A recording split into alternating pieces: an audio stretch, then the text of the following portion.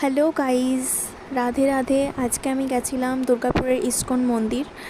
প্রথমে যেই বাইরে চটি খুলে দেখছি যে এখানে খাবারের কর্নার ছিল, মানে এখানে সব কিছু খাবার নিরামিষ পাওয়া যায়। বার্গার, যে কোনো আলু প্যাটিস, তারপর হচ্ছে ছোলা ভাটুরা, চাউমিন, সব কিছু এখানে অনেকে খাচ্ছিল।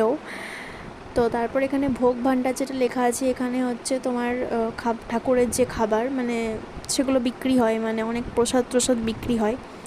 তো তারপর মন্দিরে যেই ওখানে একটু বসেছিলাম, প্রচণ্ড ভিড়ও ছিল, সন্ধ্যের টাইমে গেছিলাম তো। আর এইদিকে দেখছো যে ঝাড়বাতিগুলো কতটা সুন্দর লাগছে, সেই জন্য একটা ভিডিও বানিয়েছিলাম। আর তারপর এখানে রাধাকৃষ্ণর মিলন হচ্ছিল, মানে তুলসী পুজো হচ্ছিল, ওটারও একটা ছোট্ট ক্লিপ বানিয়েছি। আর তারপর একটু কীর্তন হলো, মানে রাধাকৃষ্ণ একটু আরতি হলো। তারপর সামনে যেতে পারিনি, প্রচণ্ড ভিড় ছিল। আর এদিকে দেখছো রাধাকৃষ্ণর একটা ছোট্ট মতো ক্লিপ বানিয়েছিলাম। জানিও কেমন লাগলো, ভালো লাগলে সাবস্ক্রাইব করে